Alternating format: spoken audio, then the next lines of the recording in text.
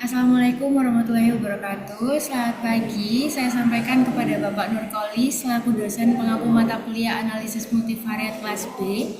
Perkenalkan, nama saya Zlin Delvana, NPM 284. Pada hari ini saya akan mempresentasikan hasil penelitian dan olah data saya dengan judul Pengaruh Komitmen Organisasional, Dukungan Organisasi, dan Budaya Kerja terhadap Kinerja Karyawan pada Industri Manufaktur di Surabaya.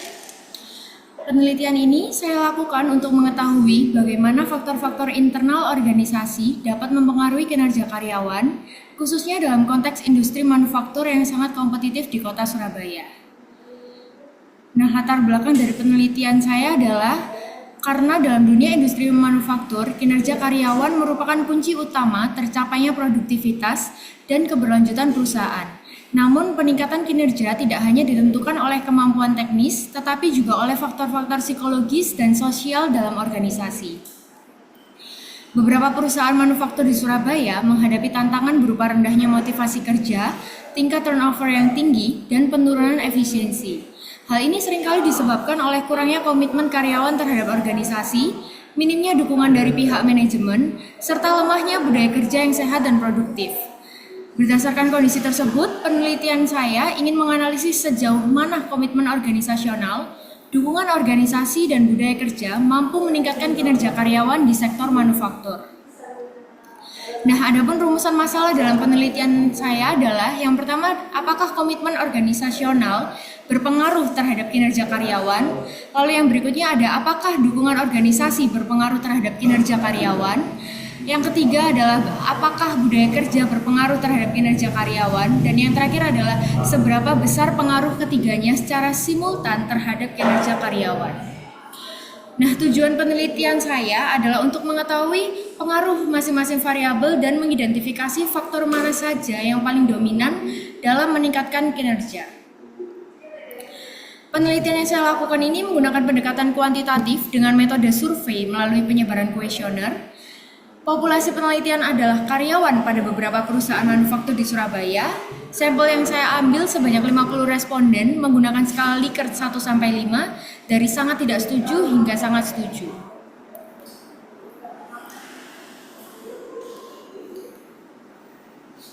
Baik, berikut adalah data yang saya dapatkan dari hasil penelitian saya yang berupa Excel. Nah, dari data yang ada di Excel ini kita salin, kita copy paste, lalu kita input ke dalam SPSS.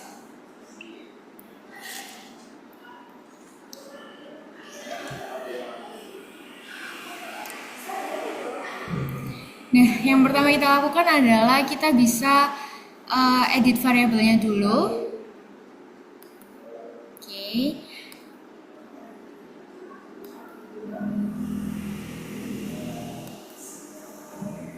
Kita edit variable name-nya, lalu kita ganti menjadi min x1.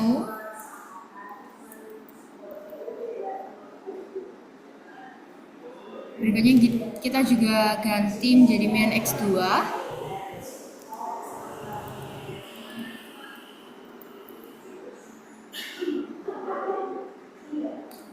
Yang berikutnya kita ganti menjadi min x3.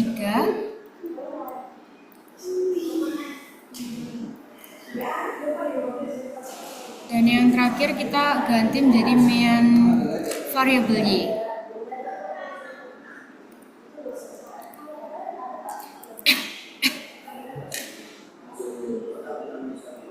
Setelah itu kita klik di variable view. Nah, di sini kita ganti dulu ini menjadi numerik, lalu kita pencet OK.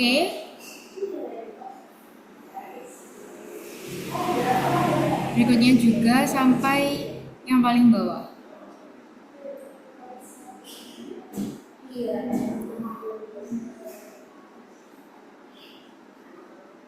Nah, ini kita ganti menjadi scale. Ini juga kita ganti menjadi scale. Ini juga kita ganti menjadi scale, dan yang terakhir juga kita ganti menjadi scale.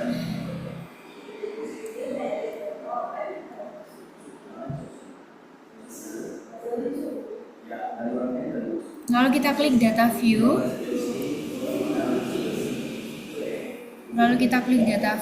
Dan kita klik analyze.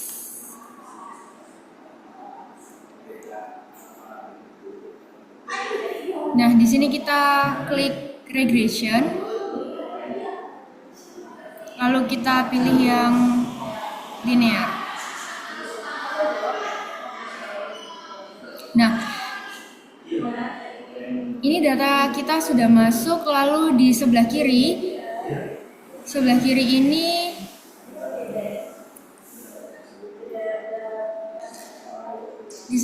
ini kita ada variabel-variabel yang sudah kita masukkan tadi. Lalu yang di sebelah kanan ini ada dependent dan independent.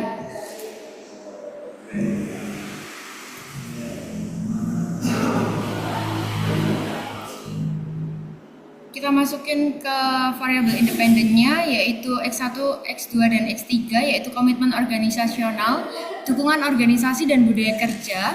Lalu variabel dependennya adalah Y, yaitu kinerja karyawan.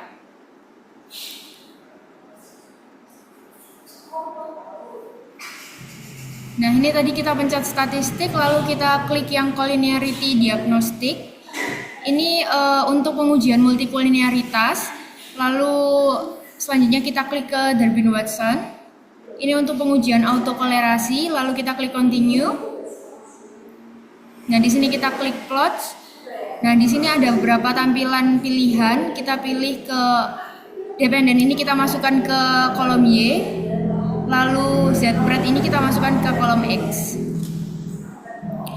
Lalu kita checklist ini dua-duanya, yaitu menunjukkan yaitu histogram dan normal probability plot yang akan menunjukkan pengujian heteroskedastisitas.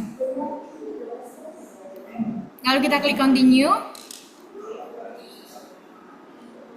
Lalu kita klik OK. Nah, lalu kita klik variable view. Ini untuk hasil dari data kita.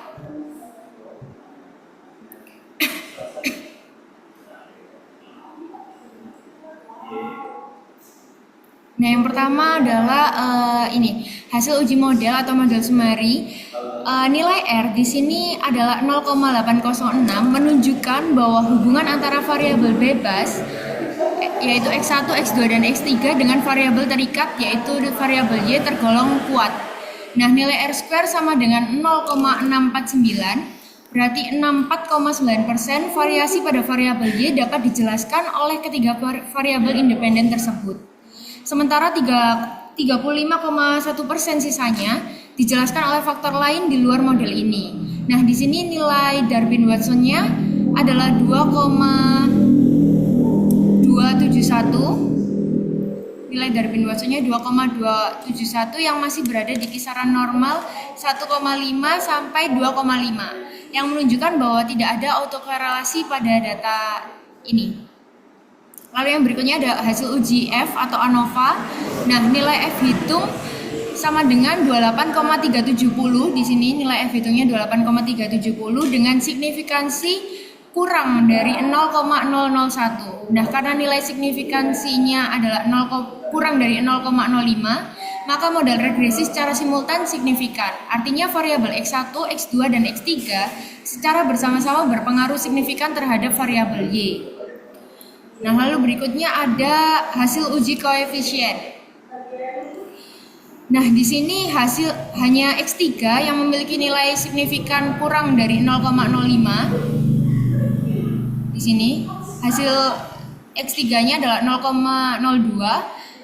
Jadi dia memiliki nilai yang kurang dari 0,05 yang berarti X3 berpengaruh signifikan terhadap Y. Sedangkan variabel X1 dan variabel X2 tidak berpengaruh signifikan terhadap Y karena nilai signifikannya lebih dari 0,05. Seperti itu. Lalu yang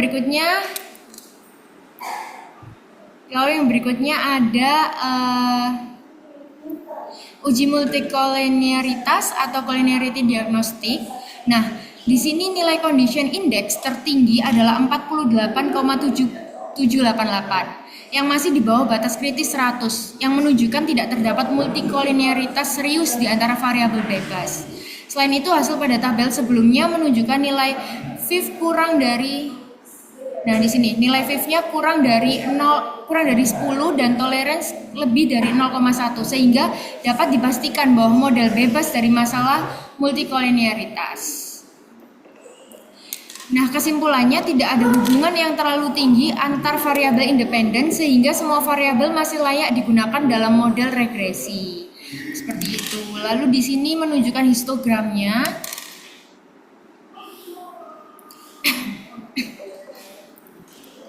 Nah, ini untuk uji normalitas berbentuk lonceng. Nah, model regresi ini terdistribusi normal datanya. Hasil kita menunjukkan berbentuk lonceng dan kanan kirinya relatif seimbang sehingga hasil datanya terdistribusi secara normal. Selanjutnya uji normal E-plot. Nah, asumsi normalitas terpenuhi jika titik-titik tersebut mengikuti garis diagonal dari awal hingga akhir. Nah, ini mengindikasikan bahwa residual terdistribusi secara baik. Nah, di sini hasil kita adalah titik-titik mengikuti garis diagonal dan penyebarannya tidak terlalu jauh dari garis. Seperti itu. Jadi, uji heteroskedisitas ini tujuannya adalah untuk mengetahui apakah ada ketidaksamaan varial residual. Nah, berikutnya ini kita akan uji heteroskedisitas. Syarat lolos pengujian scatter plot ini titik-titiknya harus menyebar, tidak boleh membentuk pola yang khusus, dan pada hasil ini menunjukkan titik-titiknya menyebar dan tidak membentuk pola khusus sehingga variasi error pada model data ini bersifat konstan.